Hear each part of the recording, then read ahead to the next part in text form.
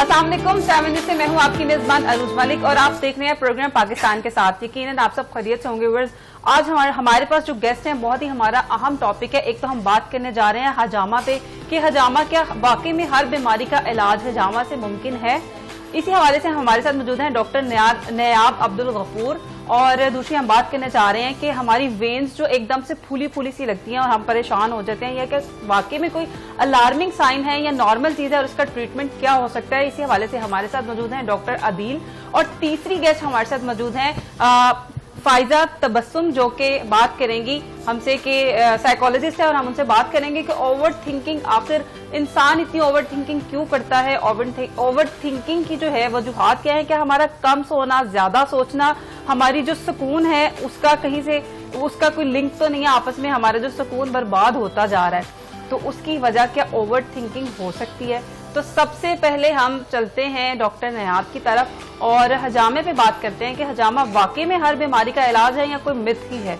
अस्सलाम वालेकुम। वालेकुम अस्सलाम। कैसी हैं नयाब आप? अल्हम्दुलिल्लाह मैं ठीक ठाक, आप सुनाएं? अल्हम्दुलिल्लाह। अच्छा नयाब, क्या हजामा वाकई में हर बीमारी का इलाज है या कोई मिथ है?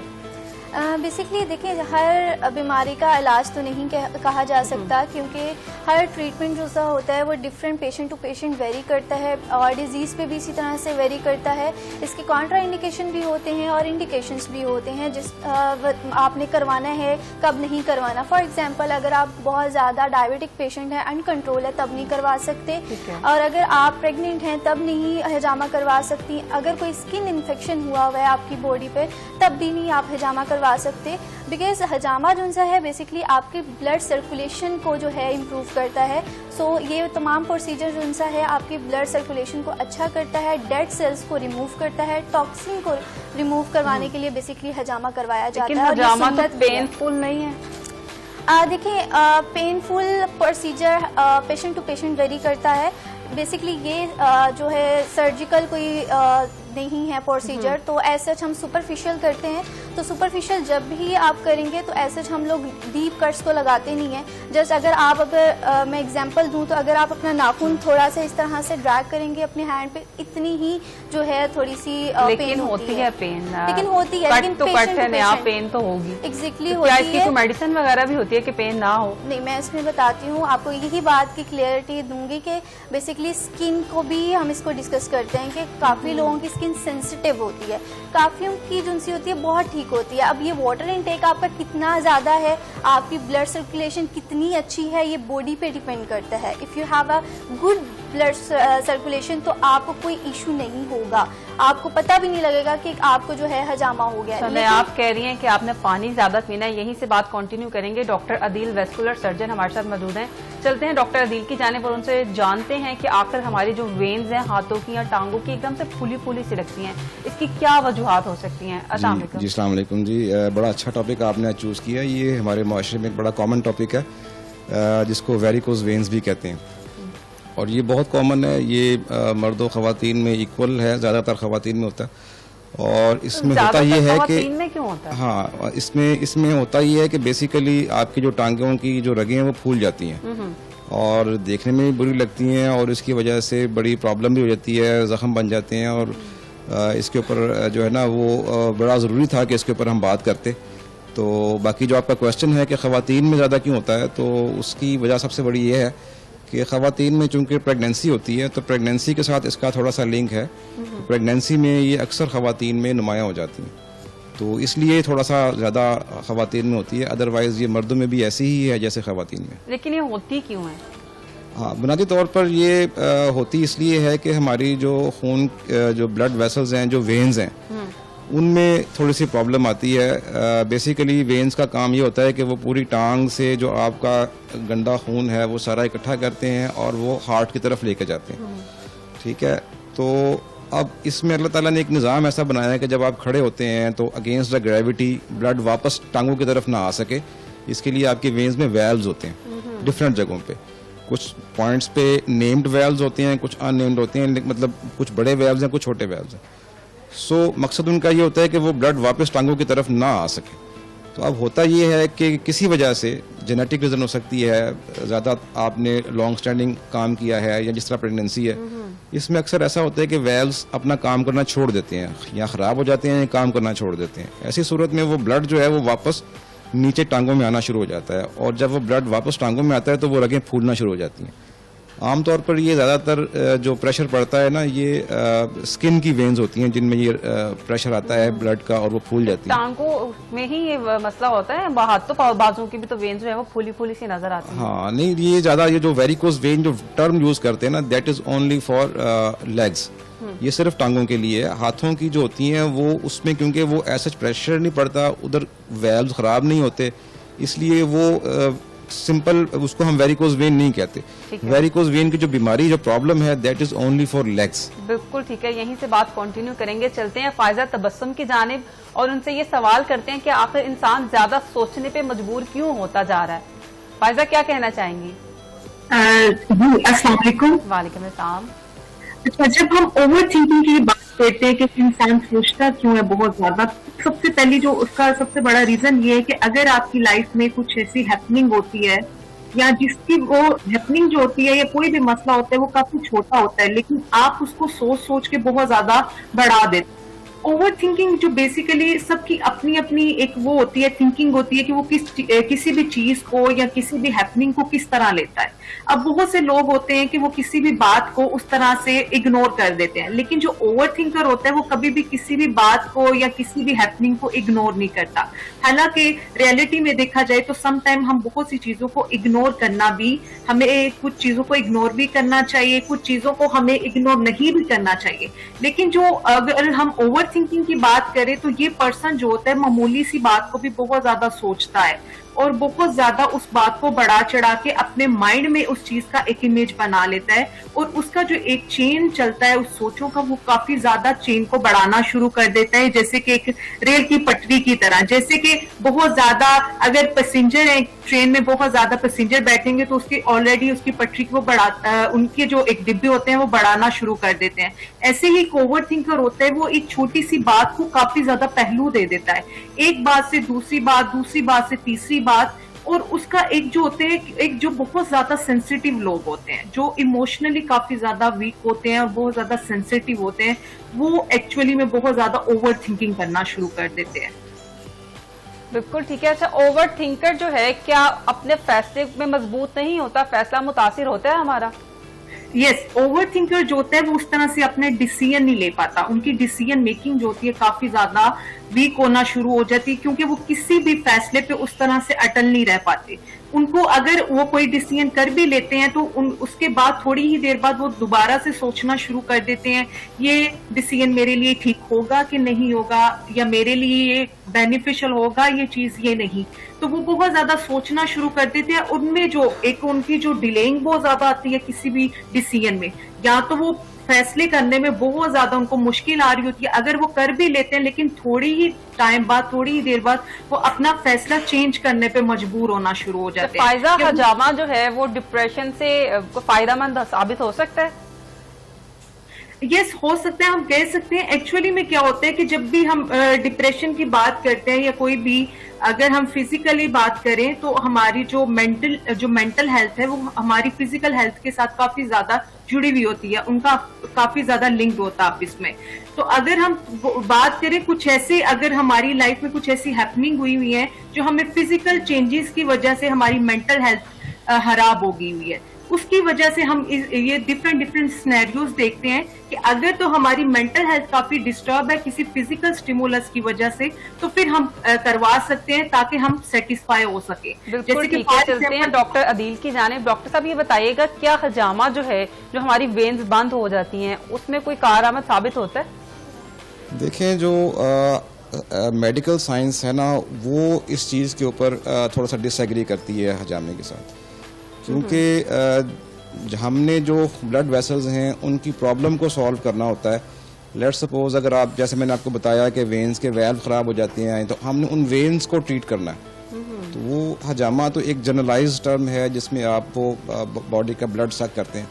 सो इसलिए मेडिकल अगर फील्ड के हवाले से बात करेंगे ना, तो उसमें हजामे का कोई इतना ख़ास रोल है नहीं। ने आप क्या कहना चाहेंगी कि हजामा किस किस बीमारी के लिए जो है वो मुफीद है? बेसिकली जो हजामा है ये हम कह सकते हैं कि हमारी हज़रत मोहम्मद सल्लल्लाहु अलैहि वसल्लम ने रिकमेंड की हुई है, और जो हमारी इस्लामिक वे से अगर हम देखें तो कोई चीज़ गलत नहीं होती। जो हमारे इस्लाम में सुन्नत के तौर पे हमें रिकमेंड की गई है तो डेफिनेटली उस चीज़ का बहुत फ़ायदा भी होते हैं, लेकिन हर चीज़ के फ़ायदे भी होते हैं, नुकसानात भी होते हैं। अब जैसे कि फॉर एग्ज़ाम्पल अगर आपका माइग्रेन का इशू है आप हजामा करवा सकते हैं। अगर आपका स्किन इशू, एक्नी इशू बहुत ज़्यादा है आप उसमें करवा सकते हैं। If you have back pain तो आप हजामा करवा सकते हैं। बैक पेन भी जो है हजामा से ठीक हो जाती है। इसमें हम जो है डिफरेंट ऑर्गन्स को भी टारगेट करते हैं, स्टमक को, लीवर को, ठीक है। If you have fatty liver वो भी इस चीज़ से बहुत ज़्यादा ठीक हो जाता है। और अगर आप ये कह लें कि बहुत ज़्यादा आपकी कमर में दर्द रहता है, घुटनों का दर्द है और आपको उठने बैठने में मसला हो रहा है, you have to try the हजामा, क्योंकि ये एक जुनसा है, एक ऐसा इलाज है जिसमें आपकी बॉडी से जितने भी फ्री रेडिकल्स हैं, जितना भी टॉक्सिन है वो रिमूव हो जाता है। और आप ये कह लें कि अब फॉर एग्जांपल एक दरिया है, उसकी आप सफाई रोज़ाना नहीं कर सकते हो, लेकिन अगर एक नदी है और एक जो केनाल है उसकी आप कर सकते हो, क्योंकि वो नैरो होती जा रही है, उसमें कचरा ज़्यादा इकट्ठा होता है। सेम लाइक कैपिलरीज भी होती है हमारी बॉडी पे, तो उसमें जो सा है वो इकट्ठा होता जाता है गंदा खून। और लेकिन ये है कि कैपिलरीज में एक आप कह लें अल्लाह ताला ने छोटे छोटे पोर्स बनाए हुए हैं, उससे हम लोग जब कप से सक्शन करते हैं तो हमारा जो गंदा खून होता है वो जो है हमारे कप में आ जाता है, जिसको हम जो है रिलेट करते हैं हर डिजीज़ से। और ये डिपेंड करता है कि अगर आपका ब्राइट रेड कलर आ रहा है जब हम सक्शन करते हैं, उसके बाद जब आपका ब्लड सक हो जाता है तो उससे भी हम लोग डायग्नोज कर लेते हैं कि आपको आया कितना टॉक्सिन है आपकी बॉडी पे। अगर ब्राइट रेड है तो चलता है कि टॉक्सिक ब्लड कहाँ कहाँ पे है। जी बिल्कुल, आप जनरल भी करवा सकते हैं हजामा, और क्या है कि आप डिजीज़ को भी टारगेट करवा सकते हैं। आप 2 कप्स भी लगवा सकते हैं, इसमें कोई जो है कप का हम उस पर नहीं रखते हैं, ये डिपेंड करता है पेशेंट टू पेशेंट ना। वैसे नॉर्मली कितनी कपिंग जो है वो होती है? एग्जैक्टली 7 से 9 कप्स उनसे हैं जनरली लगाते हैं, ठीक है। बाकी जो है अगर हमने सिर्फ स्टमक को टारगेट करना है, लीवर को टारगेट करना है या शातिका को टारगेट करना है तो उसके डिफरेंट वे होते हैं। जो ड्राई कपिंग होती है और एक वेट कपिंग होती है, ठीक है। तो ड्राई कपिंग में हम लोग जो है वो कर्स नहीं लगाते हैं, ठीक है। और जो क्योंकि उसमें सिर्फ सक्शन होती है और उसमें आपके मसल्स को रिलैक्स किया जाता है, ठीक है। वैक्यूम क्रिएट किया जाता है, सक्शन की जाती है, उससे आपकी जो हिस्सी है ब्लड सर्कुलेशन तो अच्छी होती है, लेकिन ज़्यादा उसमें टारगेट आपका स्ट्रेस रिलीव होता है और मसल रिलैक्स होते हैं, ठीक है। जो आपकी टेंशन बहुत ज़्यादा लोगों को रहती है, ठीक है, बहुत ज़्यादा स्टिफ रहते हैं उनके मसल्स, उसको रिलैक्स करता है। लेकिन अगर आप वेट कपिंग पे आते हैं तो वेट कपिंग में हम लोग कर्स लगाते हैं, ठीक है, सुपरफिशियल। और डीप कर्स जो लगाते हैं डेफिनेटली उसको टाइम भी लगता है हील होने में और वो ज़्यादा पेनफुल होते हैं। तो कितने सेशन जो है वो लेने पड़ते हैं? अच्छा, ये जिनसा है ना, मैं आपको बताऊं कि आप साल में 1 दफ़ा ज़रूर करवाएं या 3 माह के बाद ज़रूर करवाएं, ठीक है। ये हमारा एक कॉन्सेप्ट बना हुआ है कि हम लोगों ने 1 दफ़ा करवा लिया है तो बस हमारे लिए इनफ है। नो, आपकी बॉडी फंक्शन कर रही है, आपका मेटाबॉलिज्म, आपकी इम्यूनिटी कम भी हो सकती है, वीक भी हो सकती है। इन तमाम चीज़ों को आपको बूस्ट करना है, आपको बेहतरीन रखना है, तो आप जो है 3 मंथ्स के बाद लगा सकते हैं, हजामा करवा सकते हैं, या फिर अब 1 ईयर में 2 टाइम्स तो इनफ होता है। बिल्कुल ठीक है। फायजा हमारे साथ मौजूद है। फायजा, कभी आपके पास कोई ऐसा आया हो पेशेंट जिसको आपने रिकमेंड किया हो कि हजामा करवाएं, आप रिलैक्स हो जाएंगे, मसल जो है वो, जैसे नए आपने बताया कि मसल जो है वो रिलैक्स हो जाते हैं? एक्चुअली अगर हम बात करें तो बहुत से लोग इस चीज को अग्री भी करते हैं और बहुत लोग इस चीज को डिसएग्री भी करते हैं। तो स्पेशली अगर रिकमेंड भी बहुत बार ऐसा होता है कि अगर तो आपकी फिजिकल चेंजेस की वजह से आपकी मेंटल हेल्थ खराब हुई है या आप बहुत ज्यादा जो है उसको काफी ज्यादा डिस्टॉर्शन में है कि आपकी मेंटल हेल्थ खराब है, जैसे कि आजकल के बहुत से यंगस्टर है जिनको एक्नी का बहुत ज्यादा इशू है, तो वो एक्नी जो है उनकी वजह एक ओवर थिंकिंग की बन गई है कि मैं कहीं भी सोसाइटी में बाहर निकलता हूँ तो बहुत से लोग मुझे बातें करते हैं कि आपके फेस पे एक्नी की वजह क्या है, क्यों इतनी एक्नी है, ये मैं उस तरह से जो कॉन्शियस वे में या उस तरह से बात नहीं कर पाता, मेरे में कॉन्फिडेंस की काफी ज्यादा कमी आ जाती है क्योंकि मैं उस तरह से प्यारा नहीं दिखता या प्यारी नहीं दिखती। तो हम फिर इस एक सेंस में देखते हैं कि जैसे कि इस्लामिक काउंसलिंग साइकोलॉजी भी हमें यही कहती है कि आपको इस्लामिक जो तालीमात हैं उनको भी साथ लेके चलना होता है। तो फिर मैं जब आप इस तरह के अगर आपके पास क्लाइंट आते हैं तो फिर आप उनको रेकमेंड करते हैं कि आप हजामा करवा सकते हैं, क्योंकि ज्यादा सोचने से क्या जहानत हमारी कमजोर हो जाती है, ज़हनी Yes. तौर पे हम बीमार होना शुरू हो जाते हैं। यस उससे क्या होता है कि आप जब बहुत ज्यादा ओवर थिंकिंग करते हैं तो आप बहुत ज्यादा उसको नुकसान में रख रहे हैं। आपकी जो ओवर थिंकिंग का जो लेवल है उसका इंक्रीज होना आपको फिजिकल भी बीमार करता है। आपकी जो जहानत होती है किसी भी एक्टिविटी में, किसी भी चीज में आप पार्टिसिपेट नहीं कर पाते, और ऑटोमेटिकली आपके, अगर आप यूनिवर्सिटी में हो, कॉलेजेस लेवल पे, तो आप जो है अपनी स्टडी को उस तरह से स्टडी पे फोकस नहीं कर पाते। तो ऑलरेडी आपकी जो जो लर्निंग में होते हैं उसमें भी प्रॉब्लम आती है, आपके बिहेवियर भी आपका चेंज होना शुरू हो जाता है, और आपके जो इंटेलेक्चुअल डिसेबिलिटी है या आपका वो काफी ज्यादा प्रॉब्लम आना शुरू हो जाती है, क्योंकि आप जो है अपने माइंड को फ्री नहीं रख रहे। ऑलरेडी ऑल टाइम आप जो है कोई ना कोई चीज सोच रहे हो, आप किसी ना किसी चीज को बढ़ावा दे रहे हो, तो वो आपके लिए काफी ज्यादा प्रॉब्लमेटिक हो जाती है। बिल्कुल ठीक है। फायजा तबस्सुम हमारे साथ मौजूद है, यहीं से बात कंटिन्यू करेंगे। चलते हैं डॉक्टर अदील की जानिब। डॉक्टर साहब, ये बताइएगा कि अक्सर लोगों का ये भी एक कंसर्न होता है कि अगर हमारी टांग जाया ना हो जाए, लोग ट्रीटमेंट अगर करवाते हैं या अगर ऑपरेशन करवाते हैं तो फिर से ये दोबारा होने का खदशा होता है। अच्छा, अब इसमें आपका जो क्वेश्चन है ना, इसमें दो चीज़ें आपने बात कर ली है, एक ऑपरेशन की और एक ट्रीटमेंट की। तो पहली चीज़ तो ये है कि वेरिकोज वेन का ट्रीटमेंट सिर्फ ऑपरेशन नहीं है, नंबर 1। सो दूसरा, ये एक बड़ी मिथ आपने जो है चल रही होती है पाकिस्तान में, ख़ास तौर पे जो लोग बड़े कंसर्न होते हैं, हमसे आके पूछते हैं ये बात कि जी हमने ये अगर इसका ट्रीटमेंट करवाएंगे वेरिकोज वेन का, तो क्या उसमें टांग ज़ाया तो नहीं हो जाएगी या उसमें कोई नुकसान तो नहीं ऐसा हो जाएगा कि हम चलने फिरने से चले जाए? तो ये मैं आपके तवज्जो से बताना चाहता हूँ कि ऐसा कुछ नहीं होता। जब हम वेरिकोज वेन का ट्रीटमेंट करते हैं तो टांग की फंक्शन बेहतर हो जाता है। जो उसमें ब्लड इकट्ठा हो रहा था अब वो बेहतर हो जाएगा, वो ख़त्म हो जाएगा, टांग की फंक्शन बेहतर हो जाएगा। इसमें टांग ज़ाया होने का बिल्कुल चांस नहीं होता और ना ही टांग की फंक्शन के ऊपर कोई फ़र्क पड़ता है। तो इसलिए ये इसका ट्रीटमेंट करवाना बेहतर है बजाय इसके कि आप ना करवाएं। ट्रीटमेंट है क्या? हाँ, अब इसके ट्रीटमेंट के हवाले से जो है ना वो 2-3 चीज़ें हैं। अब चूँकि वेस्कुलर सर्जरी पाकिस्तान में एक न्यू स्पेशलिटी है, इसलिए अभी इसके बारे में बहुत कम लोग जानते हैं। तो इससे हमसे पहले जो था वो यूजुअली जनरल सर्जन्स और इस तरह के सर्जन जो थे वो ट्रीट करते थे, तो वो सिर्फ ऑपरेशन करते थे। दे ओनली नो कि अब बस इसका ऑपरेशन ही करना है, हालांकि ऐसा नहीं है।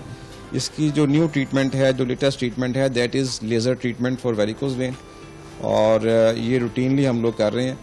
और इसके साथ बाज़ औक़ात इंजेक्शन भी हम यूज़ करते हैं, जैसे फोम स्क्लेरोथेरेपी कहते हैं। मकसद ये होता है कि वेन्स को ट्रीट किया जाए, ख़राब वेन्स को जो है वो डेड किया जाए, ताकि ब्लड जो है वो नॉर्मल वेन से ऊपर जाए। डेड वेन्स में ब्लड जो आपकी डिजीज्ड वेन है उनमें ब्लड जाए ही ना। तो वेन्स में क्लॉट बन जाते हैं, इंजेक्शन के जरिए उसे डिसॉल्व किया नहीं, क्लॉट नहीं बनते, ये वेरिकोज वेन में क्लॉट्स नहीं बनते। ठीक है। बेसिकली जो ब्लड है वो इकट्ठा हो रहा होता है, वो वापस हार्ट की तरफ नहीं जा रहा होता, ये मेन प्रॉब्लम होती है। तो ब्लॉकेज, हाँ, उसकी जो ब्लड है वो आपका वेन्स के अंदर इकट्ठा हो रहा है, वो वापस हार्ट की तरफ जाना चाहिए था, वो नहीं जा पा रहा। तो इसलिए हम उन वेन्स को बंद करते हैं with the help of laser, with the help of injection. और पहले वक्तों में ऑपरेशन से वो उन वेन्स को निकाल देते थे जो खराब वेन्स होती थी। तो अब चूंकि वो न्यू टेक्निक्स हैं जिसमें हम नॉन सर्जिकल टेक्निक्स हैं, और इसलिए अब बड़ा इजी हो गया। और ये भी एक बड़ी ज़रूरी बात बताना चाहता हूँ कि ये 1 टाइम ट्रीटमेंट है, ये सेशंस में ट्रीटमेंट नहीं होता। बहुत से लोग जो वेस्कुलर सर्जन नहीं है वो भी ये ट्रीटमेंट करने की कोशिश कर रहे हैं जिसमें लेज़र और इंजेक्शन है, और वो फिर सेशंस में करते हैं कि चलें एक सेशन में ना हुआ तो नेक्स्ट सेशन में कर लेंगे, तो ऐसा नहीं है। अच्छा, इंजेक्शन जो है वो कितने रिक्वायर्ड होते हैं? मैं बता रहा हूँ सिंगल सेशन इसका होता है। ओके। यानी कि एक ही सेशन में हमने लेज़र भी करनी है और इंजेक्शन भी लगाना। तो दोबारा तो नहीं हो जाता ट्रीटमेंट के बाद? हाँ, इसमें बहुत कम चांस होता है। अगर हम प्रॉपरली ट्रीट कर दें तो उसमें बहुत कम होता है चांस कि ये दोबारा हो, और अगर खुदा ना खास्ता कभी हो भी जाए तो उसमें इंजेक्शन से मसला हल हो जाता है, फिर दोबारा आपको लेज़र या कुछ और करने की ज़रूरत नहीं पड़ती।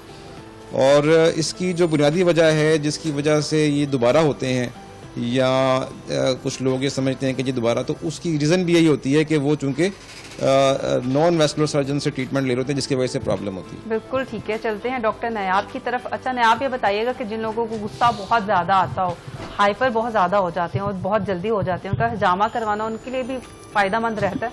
एग्जैक्टली यही बात मैं अभी करने ही वाली थी। ख़वातीन ज़्यादा गुस्से में आ जाती हैं, ठीक है, और सेंसिटिव भी ज़्यादा होती हैं, मूड स्विंग्स भी बहुत ज़्यादा होते हैं। डेफिनेटली आपका ये ह्यूमन नेचर है, ये तो चेंज नहीं हो सकता ना। लेकिन इसको हम ओवरकम कर सकते हैं हजामा से, क्योंकि इसमें आपका स्ट्रेस रिलीज होता है जब आपका मसल रिलैक्स। आपने कभी देखा हो कि वैसे भी अगर घर में हल्का सा मसाज भी ले लें तो जब मसल्स रिलैक्स होते हैं तो कितना सुकून मिलता है ना।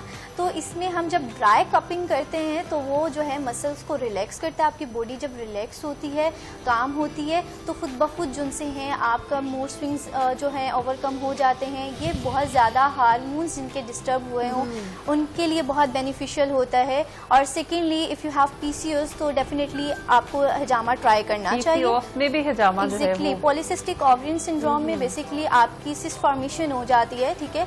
तो आपको वो ओवरकम करना अगर आपका इनिशियल है तो आप डेफिनेटली हजामा को ट्राई करें। इससे आपको बहुत ज़्यादा रिलीफ मिलेगा, आपके हार्मोन्स बैलेंस होंगे, आपकी इम्यूनिटी बूस्ट होगी, मेटाबॉलिज्म बहुत ज़्यादा अच्छा हो जाएगा, नींद भी अच्छी हो जाएगी। एग्जैक्टली, नींद बहुत अच्छी आएगी। और आप ये कह लें कि हमारे जो नबी हैं वो बहुत ज़्यादा इस चीज़ को प्रेफर करते थे, क्योंकि जब आप बहुत ज़्यादा स्ट्रेस में होते हो ना तो डेफिनेटली आपकी बॉडी में कुछ ऐसी नेगेटिव एनर्जीज आ रही होती हैं। क्योंकि जो स्ट्रेस है ना हमें किसी वजह से आता है, वैसे तो नहीं आता ना, कोई बात हो गई या कोई दूसरे पर्सन से इख्तलाफ हो गया तो हमें नेगेटिव एनर्जी जो अब्जॉर्ब कर रही है हमारी बॉडी, वो टॉक्सिन भी तो कहीं जाना है। तो आपने अक्सर देखा होगा कि हम कहीं से भी आते हैं, हमें नज़र, हसद ये लग जाता है। ये तो हमारे हमारे इस्लाम में भी है ना कि नज़र लगती है, ठीक है। हसद जब कोई कर रहा होता है तो उससे भी आपके पट्टों का खिंचाव होना स्टार्ट हो जाता है, आपके सर में दर्द स्टार्ट हो जाती है। तो इसका इलाज भी हजामा है। अगर आपको नज़र लग गई है, आप ऐसे देख, हाँ बिल्कुल, आप डेफिनेटली नजर का इलाज भी हजामा है। एग्जैक्टली, अगर आपको नज़र लग गई है,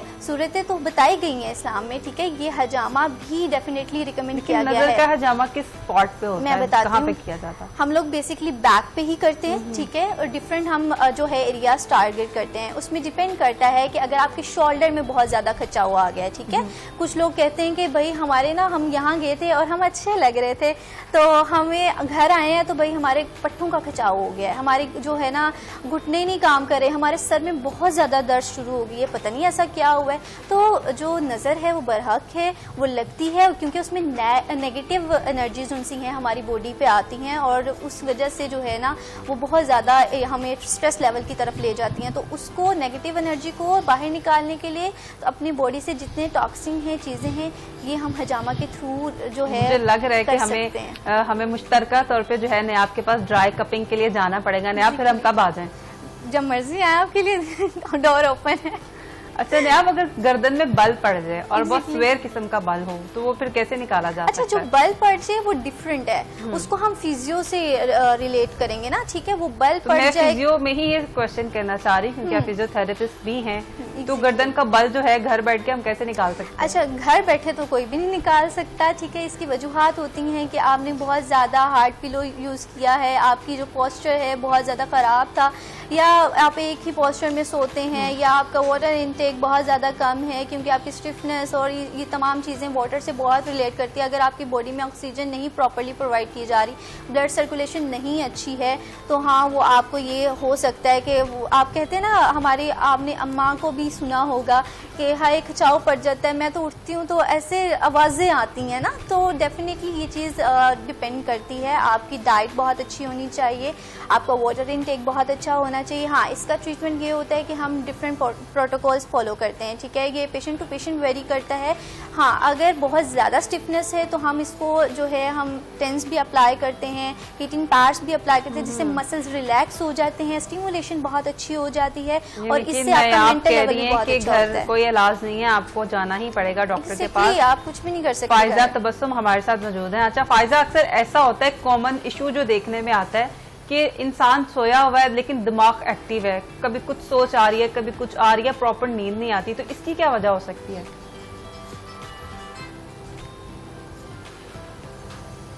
कि प्रॉपर सोया हुआ है लेकिन उसका दिमाग जो है वो बिल्कुल ही जाग रहा है, फुली जाग रहा है। बहुत सी चीजें आती है माइंड में। ऐसा ये होता है कि अगर तो आप जब आपकी कोई लाइफ में जो है कोई ऐसी टेंस हैपनिंग चल रही है या कोई ऐसा इशू चल रहा है जो आपने बहुत ज्यादा एक्सेसिव वे में सोचा है, आप उसके बारे में बहुत ज्यादा वरी हैं, तो आप सोए भी होगे तो आपको उस तरह से आप सो तो रहे होंगे लेकिन आपका जो माइंड होता है वो फुली एक्टिव होता है, वो प्रॉपर उसी चीज को सोच रहा होता है।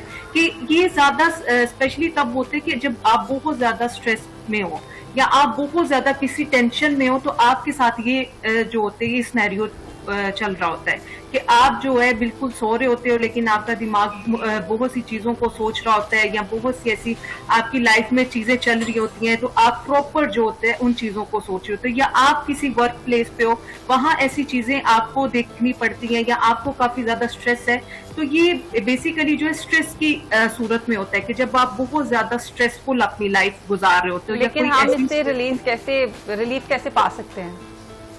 आप इस तरह कर सकते हैं, जब आप सुबह मॉर्निंग में उठें तो आप समटाइम क्या होता है जब हम मॉर्निंग में उठते हैं तो बहुत सी सोचें हमारे दिमाग में एकदम से आना शुरू हो जाती है, बहुत सी बातें आती है जैसे ही हम उठते हैं। तो सबसे पहले अपनी थॉट्स को जर्नलाइज करना सीखें, अपनी थॉट्स को जर्नलाइज किया करें। सुबह मॉर्निंग में जब आप उठें तो आप खुद को ये एक सेल्फ मोटिवेशन होती है कि आप खुद को ये मोटिवेट करें कि आपने अगर ओवर थिंकिंग से बचना है तो आपने सुबह मॉर्निंग में उठ के जो अपनी है जो भी बात है या जो भी आपको थिंकिंग है जो आपको परेशान कर रही है, जो भी सोचे, वो आपने अपने एक पेपर पे लिख लेनी है। उस पेपर पे लिखने के बाद आपने उसको प्रॉपर जो है उसके छोटे छोटे पीस करके आपने या तो डस्टबिन में या उनको जैसे भी आपको इजी लगे वो आपने कहीं गार्बेज कर देना है।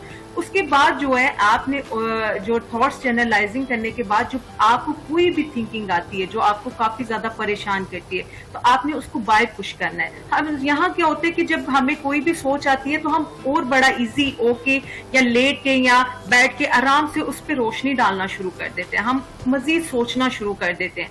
अब वहाँ क्या होता है कि वो प्रोसेस कभी रुकता नहीं है, वो प्रोसेस जो है वो चलता रहता है। और हम ठीक है, फायजा ने बड़ा अच्छा एक हल बताया है कि अगर कोई आपको नेगेटिव थॉट्स आती हैं आप पेपर पे लिखें और फिर इसको फाड़ दें, तो इस तरह से भी आप जो हैं वो काफी खुद को हल्का फील करेंगे, रिलैक्स फील करेंगे। चलते हैं डॉक्टर अदील की जानिब। अच्छा, जो शुगर पेशेंट होते हैं उनके अक्सर जो है पाँव काटने का जो है वो ये मरहला सामने आता है, तो क्या लेजर ट्रीटमेंट से उनका इलाज भी मुमकिन है? नहीं, ये जो लेजर है ना ये बेसिकली वेरिकोज वेन्स का ट्रीटमेंट है। ये जो शुगर के मरीज हैं उनके लिए ये ट्रीटमेंट नहीं होता, उनका ट्रीटमेंट डिफरेंट है। वो बेसिकली वो खून की नालियां प्रॉब्लम में आती हैं जो हार्ट से पाँव की तरफ आ रही हैं, उसकी वजह से उनमें प्रॉब्लम होती है, वो नालियां तंग हो जाती हैं, कैल्सीफाइड हो जाती हैं, उनमें कैल्शियम जमा हो जाता है, उनकी तंगी की वजह से फिर ब्लड सप्लाई कॉम्प्रोमाइज होती है पाँव की, और चूंकि पाँव पर खून नहीं पहुंचता तो फिर वहाँ पे जख्म भी हील नहीं करता, तो उसको फिर हम डायबिटिक फुट कहते हैं। और क्या डायबिटिक जो पेशेंट है उसका पाँव बचाया जा सकता है? जी बिल्कुल, जाहिर है अगर आप उनको प्रॉपरली टाइमली डायग्नोज कर लें कि हाँ ये खून की नालियों का ही प्रॉब्लम है, तो और हम उनकी खून की नालियों को ओपन कर दें with the help of anything, angioplasty या बाईपास, जो भी हमने प्रोसीजर करना है, और जब खून आपके पाँव तक पहुंच जाए डेफिनेटली वो पाँव हील कर जाएगा, जख्म हील कर जाएगा और पाँव कटने से बच जाएगा। लेकिन अगर आप उसको सफाई करते रहें, काटते रहें आहिस्ता आहिस्ता, पहले एक उंगली फिर आधा पाँव फिर पूरा पाँव, तो फिर डेफिनेटली इस तरह तो वो पाँव कट ही जाता है आहिस्ता आहिस्ता। अच्छा, वैसे अगर गवर्नमेंट हॉस्पिटल्स में देखा जाए तो ये ट्रीटमेंट ऐसे ही है, इतना कोई पेन नहीं लेता, अगर कोई इफेक्टेड है पाँव वगैरह तो पाँव ही कट होता है। तो क्या अब बहुत ज्यादा जो है वो जदीद जो है मेडिकल साइंस में होती जा रही है कि हर हॉस्पिटल में ये इलाज मुमकिन है या प्राइवेट ही करवाना पड़ता है? असल में गवर्नमेंट हॉस्पिटल्स में ना वेस्कुलर सर्जन्स हैं ही नहीं अवेलेबल। ये जितनी भी आपको वेस्कुलर सर्जन्स मिलेंगे वो मोस्टली प्राइवेट सेटअप्स में मिलेंगे। तो गवर्नमेंट हॉस्पिटल्स में अभी इस तरह इसके ऊपर कोई सीट्स अवेलेबल नहीं है। लेकिन अभी रिसेंटली सुनने में आया है कि पंजाब गवर्नमेंट जो है वो इस पर जो है ना वो स्टेप ले रही है, और रिसेंटली आप देखेंगे फ्यूचर में इंशाल्लाह कि वेस्कुलर सर्जन्स भी अब आपको गवर्नमेंट हॉस्पिटल में नजर आएंगे, तो फिर डेफिनेटली इनका ट्रीटमेंट बेहतर हो जाएगा। तो देखिए, लेट्स होप कि ये पंजाब गवर्नमेंट बड़ी एक्टिव है हेल्थ के हवाले से और हेल्थ के ऊपर काफ़ी अच्छे स्टेप्स ले रही है। तो सुनने में तो यही आ रहा है कि बस अनकरीब जो है ना वेस्कुलर सर्जन्स भी आपको सरकारी अस्पताल में मिलेंगे। अच्छा, जैसा कि हमारा टॉपिक था, तो उसमें क्या वेन्स ब्लॉक हो जाती हैं तो उसमें हमारी डाइट का भी कोई अमल दखल है, या हम एक्टिव लाइफस्टाइल हमारा नहीं रहा, हम एक जगह पे बैठे रहते हैं, तो क्या ये भी वजूहात बनती हैं? हाँ, बेसिकली जो है ना, ये जो मैंने वेरिकोज वेन का आपसे जिक्र किया है, इसमें लाइफस्टाइल का डेफिनेटली थोड़ा बहुत रोल तो है। मतलब आप अपनी एक्सरसाइज बेहतर करते हैं तो उससे आपकी जो है ना वो ब्लड की सर्कुलेशन थोड़ी सी बेहतर होती है और चीज़ें बेहतर हो जाती हैं। लेकिन इसका ज़्यादा जो है ना, मैंने देखा है कि जेनेटिक ज़्यादा है, यानी कि फैमिली में चल रहा होता है एक पेशेंट को, फिर उसके साथ उसकी फैमिली में भी चल रहा होता है। और कुछ लोग इसमें ये भी होता है कि लोग समझते हैं कि शायद ये लॉन्ग स्टैंडिंग की वजह से, ज़्यादा देर खड़े रहने की वजह से होता है, तो उसकी वजह से ये चीज़ें एग्रेवेट होती हैं। लेकिन जो प्रॉब्लम है वेल्व्स की, वो उसी तरीके से आती है जिस तरीके से, मतलब जेनेटिक हो या कोई और रीज़न, ये लॉन्ग स्टैंडिंग से इसकी वजह नहीं है लॉन्ग स्टैंडिंग खड़े होना, जल्दी प्रोमिनेंट हो जाते हाँ, हैं, उसकी वजह जल्दी, उसकी वजह जल्दी, हाँ, उसकी वजह जल्दी। बिल्कुल ठीक है। नयाब की तरफ चलते हैं। नयाब, इस्लामी तरीकों में भी हिजामा कराने का कोई इस तरह से भी कुछ सुनने में आता है? एग्जैक्टली जो है हमारी चांद की तरीके होती हैं, ठीक है, 17, 19, 21, ठीक है, जिसमें हम लोग करवाते हैं, ठीक है। उसमें क्या होता है कि हम लोग जब करवाते हैं वो सवाब भी मिलता है, और दूसरा ये है कि अल्लाह ताला का बहुत खूबसूरत निज़ाम है। तो जब ये तमाम चीज़ों को आप रिलेट करेंगे तो इसमें कंपलसरी नहीं होता कि हजामा इसी डेट पे करवाना है, आप वैसे भी पूरे साल में कभी भी करवा सकते हैं। लेकिन इन डेट्स में आपने कहा कि सवाब भी होता है। सवाब क्यों होता है? क्योंकि इस वजह से होता है क्योंकि हमारे जो नबी हैं वो जब मेराज के बाद वापस आए थे तो ये तोहफा लेकर आए थे हमारे लिए हजामा। और आप ये कह सकती हैं कि जब हम अपने इस्लामिक वे से इसको रिलेट करते हैं तो इसके बहुत सारे बेनिफिट्स इसलिए हैं। जब चांद जिनसे है उसकी तारीखों पे हम देखते हैं, प्रॉपरली उसके अकॉर्डिंगली करवाते हैं, तो हर चीज़ का एक प्रॉपर वे होता है, ज़्यादा फायदेमंद भी हो जाता है। एग्जैक्टली। और हम अपनी मसरूफ ज़िंदगी में थोड़ा सा टाइम निकाल के अगर अल्लाह ताला की राह में कुछ हम सुन्नत के अकॉर्डिंगली कर लेंगे तो आई थिंक ये ज़्यादा बेनिफिशियल हो जाएगा। अच्छा, हजामा हर उम्र के लोग करवा सकते हैं? अच्छा, it's totally depend on the disease. लेकिन हमारे अगर हम देखें तो हमारे इस्लामिक वे से तो आप जो है 3 माह के भी बच्चे को करवा सकते हैं, ठीक है। 3 माह का बच्चा एग्जैक्टली। लेकिन साइंटिफिकली मेथड से अगर देखा जाए, जो साइंस ने अप्रूव किया है, वो 18 से अबव आप करवा सकते हो, ठीक है। तो इसमें ये तमाम चीज़ें होती हैं, कॉन्फ्लिक्ट भी करती हैं, ठीक। और लेकिन ये है कि आप डेफिनेटली जब 18 से अबव आपकी एज हो तो तब आप हजामा करवाएं, क्योंकि काफ़ी बच्चे होते हैं उनको प्रॉब्लम होती है करवाते हुए। कुछ बच्चे बहुत ज़्यादा कॉन्शियस नहीं होते, इस टाइप के इश्यूज आते हैं, तो इस वजह से डॉक्टर हजामा और जो जदीद मेडिकल साइंस है वो क्या एक दूसरे के मुखालिफ है? देखिए, हजामा में ना बहुत सारी डिफरेंट मिथ्स भी आ गई हुई हैं, कॉन्फ्लिक्ट्स भी आ गए हैं, जस्ट बिकॉज ऑफ कि हर कोई हजामा करना स्टार्ट कर दिया। मतलब आप कहीं भी जाएंगे ना, हजामा सेंटर्स ओपन है। उन्होंने नहीं ये देखना कि इनके पास डिग्री है, क्या इन्होंने कोई सर्टिफिकेट लिया हुआ है, क्या ये प्रोफेशनल है या नहीं। उन्होंने जस्ट एक हजामा सेंटर ओपन कर दिया। इसलिए बहुत सारे लोग जिनसे हैं ना वो समझते हैं कि भाई ये बहुत ज़्यादा पेनफुल प्रोसीजर्स होते हैं और बस इसमें बहुत ज़्यादा खून निकलता है। देखें, पेनफुल प्रोसीजर हमने अगर सर्जरी थोड़ी कर रहे हैं, कोई हम डीप कट्स थोड़ी लगा रहे हैं, सुपरफिशियल लगा रहे हैं। और आपने कभी करवाया हजामा और आपको कभी पेन? एग्जैक्टली। मुझे बेसिकली बहुत ज़्यादा ओवर थिंक करने की वो आदत है, ठीक है, और मुझे स्ट्रेस भी, मतलब पट्टों का खिंचाव होना स्टार्ट हो गया। सो जब मैंने ये तमाम चीज़ों को रिलेट किया तो डेफिनेटली मेरी कोलीग ने बोला कि आप भी करवाएं ना, आप सबको रिकमेंड करती हैं, आप भी नहीं करवाती तो मैंने कहा ठीक है, मैं भी करवा लेती हूँ। तो मैंने सुन्ना पॉइंट पे भी लगाया, साथ में मेरा जो सा है स्टमक का भी मैंने करवाया, क्योंकि आपको पता है हमारी पॉइंट कौन सा है? सुन्ना पॉइंट हमारे बैक पे जो सर्वाइकल वाली साइड पे होते हैं, ठीक है, तो वहाँ पे हम प्रॉपरली लगाते हैं। और ये जो सा है ये आप नॉर्मली कोई भी लगवा सकते हैं। एक सेशन लिया आपने? हाँ, एक सेशन लिया था और डेफिनेटली उसको हमने जो है आफ्टर 3 मंथ्स के बाद लेना होता है। कितना फिर खुद को रिलैक्स फील किया? बहुत ज्यादा, डेफिनेटली मुझे बहुत ज्यादा। फायजा क्या कहना चाहेंगी कि हमारे साथ एक फिजियोथेरेपिस्ट हजामा एक्सपर्ट मौजूद हैं, उन्होंने खुद ओवर थिंकिंग से छुटकारा पाने के लिए हजामा करवाया, तो क्या आप कहना चाहेंगे इस बारे में? क्या ख्याल है आपका? एक्चुअली में क्या होता है कि जब हम बहुत ज्यादा ओवर थिंकिंग, जैसे उन्होंने बात की कि स्ट्रेस का या पट्टों का या कोई भी इस तरह के कि मैं ओवर थिंकिंग बहुत ज्यादा करती हूँ, तो इसमें ये होता है कि अगर तो आपको आपकी बॉडी में, क्योंकि जैसे मैंने पहले बात की कि आपकी फिजिकल हेल्थ और मेंटल हेल्थ दोनों का इसमें काफी ज्यादा ताल्लुक है। अगर आपकी मेंटल हेल्थ डिस्टर्ब है तो ऑटोमेटिकली फिजिकल हेल्थ, अगर फिजिकल हेल्थ है तो वो मेंटल हेल्थ भी डिस्टर्ब है। तो इससे ये होता है कि आप ये करवा सकते हैं, क्योंकि आपको ये होता है कि आपकी जो बॉडी है और आपका जो माइंड है वो रिलैक्स मोड में आना शुरू हो जाता है। कि कोई भी अगर ऐसा चीज है कि जो आपको काफी ज्यादा स्ट्रेस फील करवा रही है, जैसे कि किसी तरह का भी स्ट्रेस, आप बहुत ज्यादा स्ट्रेस फील कर रहे हो, तो अगर तो आपको हिजामा है या ये चीज आपको वो कह रही है, आप ये करवा सकते हैं। आपको इसका काफी ज्यादा बेनिफिट होता है, क्योंकि आप फिर जो आपकी फायदा बॉडी ये है भी बताइएगा कि छोटी सी बात होती है लेकिन हम बहुत ज्यादा सोचना शुरू कर सकते हैं, तो कम सोच के हम खुशहाल जिंदगी कैसे गुजार सकते हैं? ये इसमें क्या होता है कि जब हम किसी भी बात को इग्नोर नहीं करते, हम कहीं भी चले जाएं, हम किसी भी वो कंपनी में बैठे हो, कहीं स्कूल में बैठे हो, कॉलेज में या यूनिवर्सिटी में या कहीं भी वर्क प्लेस पर बैठे हो, तो अगर ओवर थिंक करे वो क्या करते हैं, वो किसी भी बात को जाया नहीं जाने देता। वो किसी की भी बात को या किसी ने ऐसा जेस्चर पोस्टर दे दिया या किसी ने ऐसी बात कह दी है, तो वो कभी भी उस बात को नेग्लेक्ट नहीं करता, इग्नोर नहीं करता। तो वो ऑलरेडी जो है अपने माइंड को बहुत ज्यादा बिजी रखता है। जब आपका माइंड ऑल टाइम बिजी रहता है तो वो माइंड जो है कमजोर होना शुरू हो जाता है। बिल्कुल ठीक है, बहुत शुक्रिया। फायजा तबस्सुम हमारे साथ मौजूद थी। फायजा ने बताया कि बातों को, चीजों को इग्नोर करना सीखें, फिर ही आप खुशहाल जिंदगी गुजार सकेंगे। अच्छा डॉक्टर अदील साहब ये बता दें जल्दी से कि किस तरह से हम जो है, जो इतनी आजकल खतरनाक मर्ज हैं आ गई हैं, अमराज आ गए हैं, उनसे किस तरह से हम बचा जा सकता है कि डॉक्टर के पास जाया ही ना जा सके? ये जो है ना, ये हर नामुमकिन बात बंदे है, की डॉक्टर भी जो है मेडिसिन ऐसी देते हैं कि बार बार आया जाए।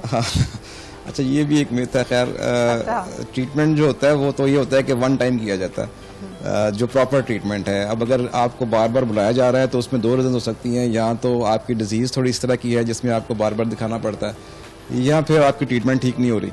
क्योंकि मोस्टली जो ट्रीटमेंट, आप जैसे वेरिकोज वेन्स की आप एग्जांपल ले लें, इसमें जो एक मिथ है कि जी जो दोबारा हो जाता है, अब उसकी रीजन सिर्फ ये होती है कि इसका डायग्नोसिस हम करते हैं with the help of ultrasound.